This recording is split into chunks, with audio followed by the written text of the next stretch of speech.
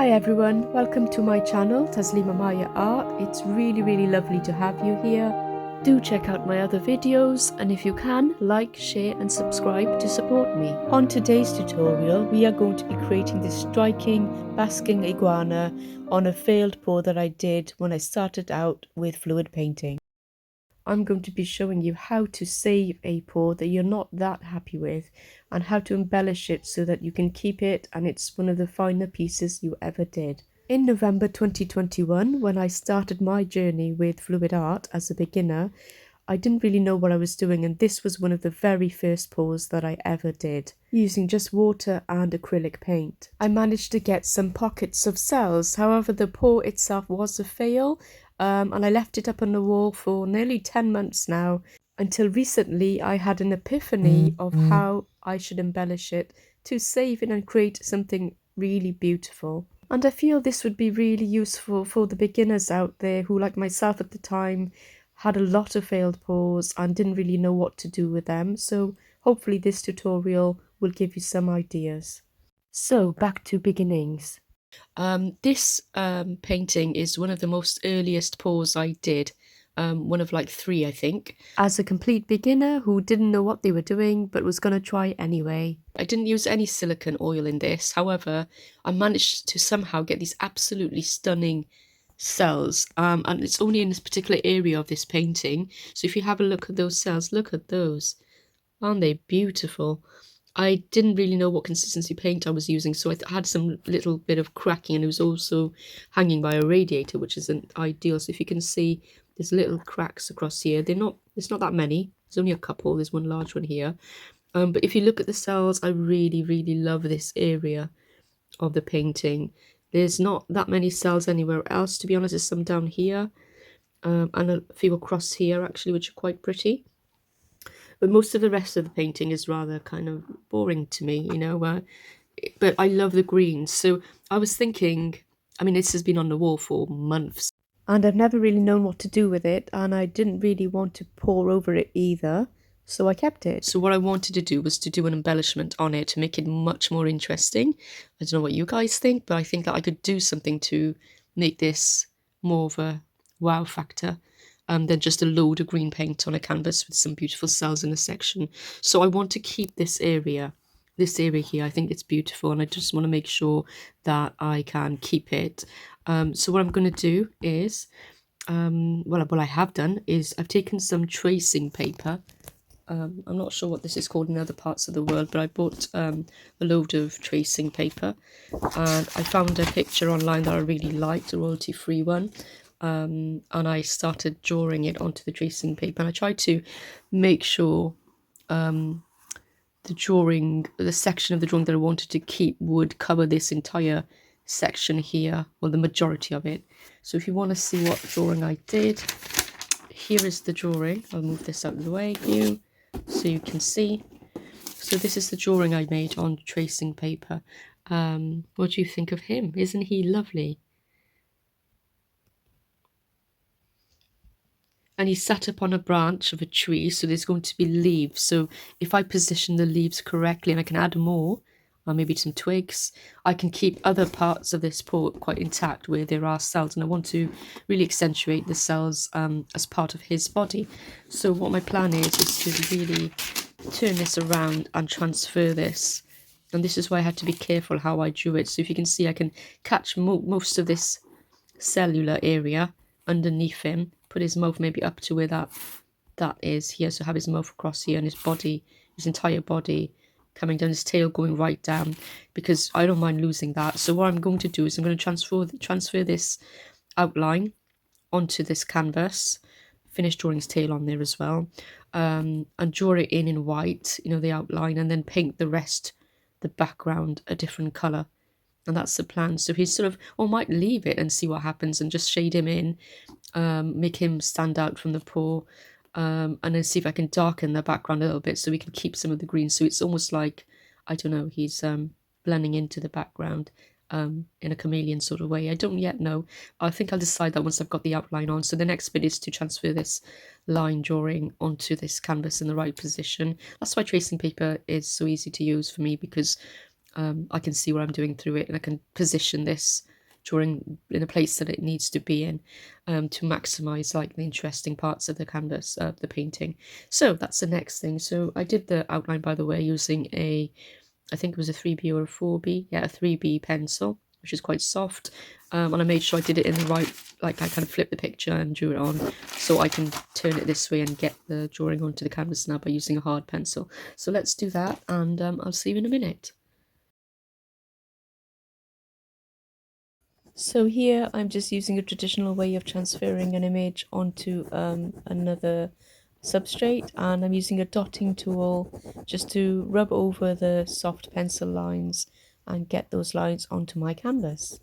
There are of course many other methods of doing this, some which are much easier, but I actually like doing it this way. I find it quite therapeutic, so and it doesn't really take that long, not really. So next up, I'm just going over those pencil lines with an ink pen, and this is a permanent ink pen, so I can see the outline better and move on to the stage of actually putting in my shadows and my shading and my highlights. The trick here is to make sure I do not completely occlude the paw itself. So I want the original paw to really show through my iguana. So I want it to really cover most of his body, but I will have to add some 3D making elements such as shading and shadows, just to make him really pop and look 3D on my canvas. I have sped up much of the video just to save some time, and sped it up by 3 times the normal rate, so you can follow my process as it unfolds. So my iguana is ready for the next phase, where I'm going to be doing some brush painting, and I've got a selection of different size brushes there, round head brushes and different paints, mostly Pebeo and Amsterdam. I'll put what they are down in the description box below, and this one is burnt umber.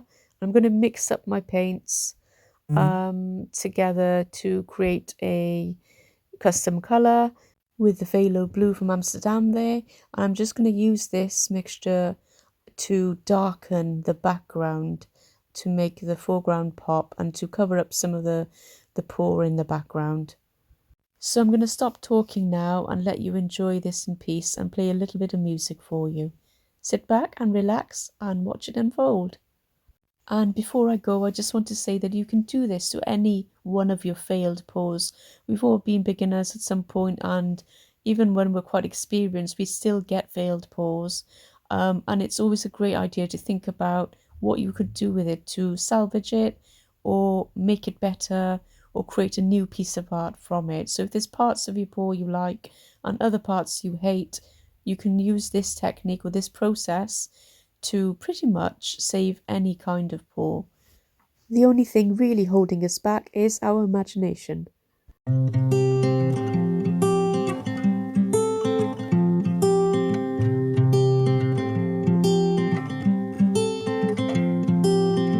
I could dry out in the sun for you, follow the deep dark ocean down. For you I'd build the biggest kite and spend all of my time giggling.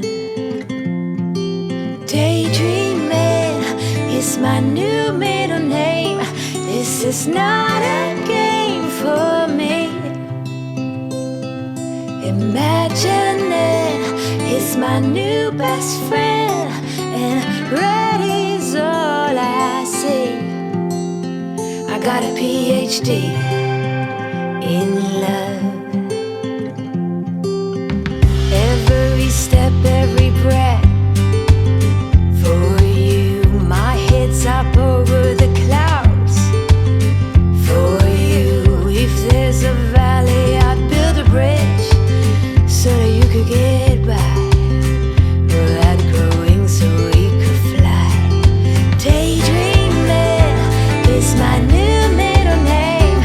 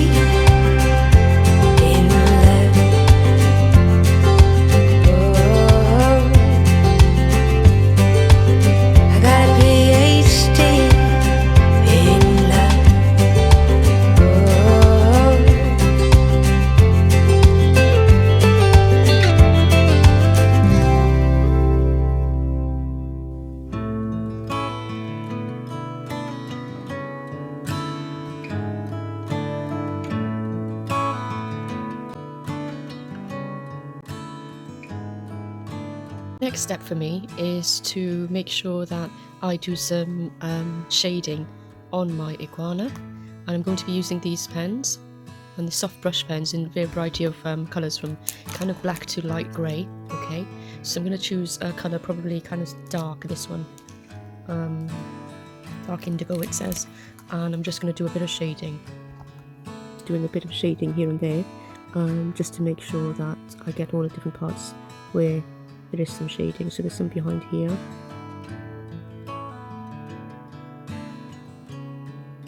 I'll do that, and I'll just wait a few seconds and I'll just lighten it a little bit, and then again here.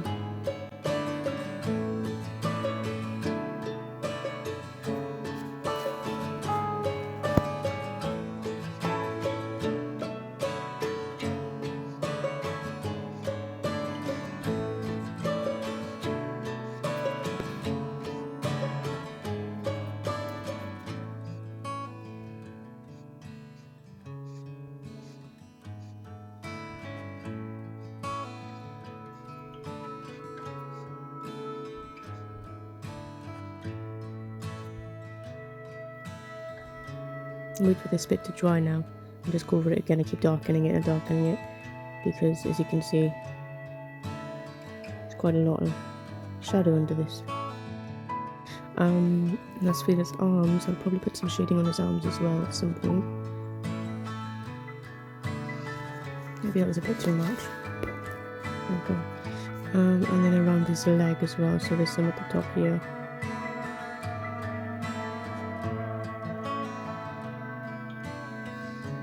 And some here, definitely.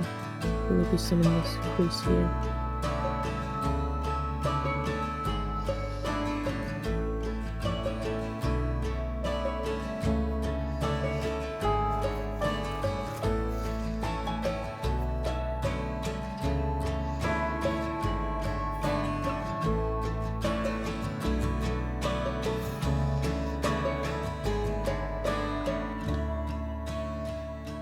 And wherever there are cells, I try and avoid too much there, because I want the cells to obviously show up. So yeah, there'll be some shading here as well.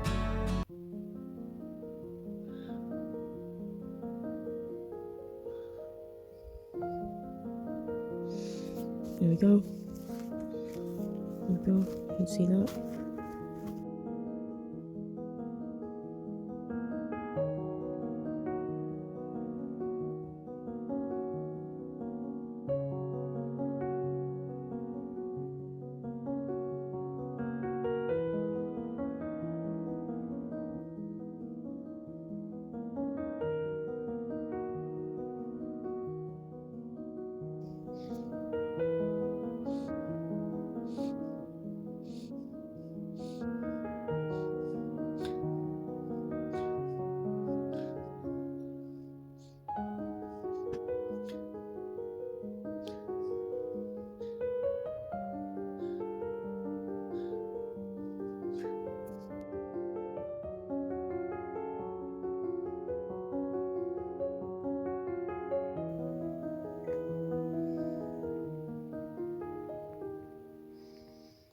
So here is the current stage. I put a very thin wash on the background, and what I'm planning on doing is darkening that a little bit. I was going to use a natural sponge to do that, but I'm going to see how I go with a paintbrush, and darken behind the iguana and behind the branches and leaves a little bit, just to make them pop a little bit more. And as you can see, the iguana and the leaves have got that background pour with all the cells and the beautiful colours, and you can really see it on his body, and that's what I really wanted to capture really with this one. And saving this pour, really making it something much more interesting, was the ultimate goal, and we're almost there. So yeah, let's get to the next bit and see how I fare.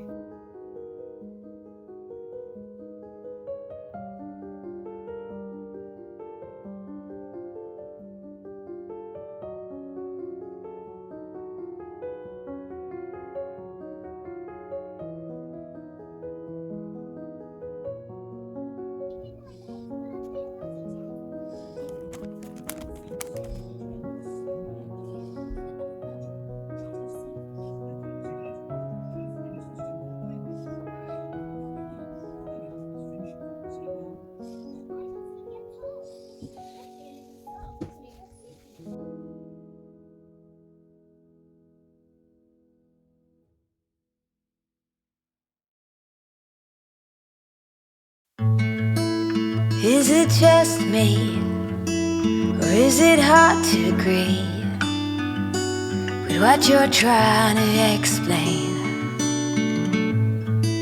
I don't mind feather wings nor diamond rings, but that's not how you get to me, no. We could sit in the shade. So here is the final artwork. I hope you've enjoyed this journey with me and that you hit the notification bell for any future videos for next time. Do stay with us on the Fluid Art Express. Up next is Venom Fluid Art, and we've got some amazing talent for you coming up. Take care. See you soon.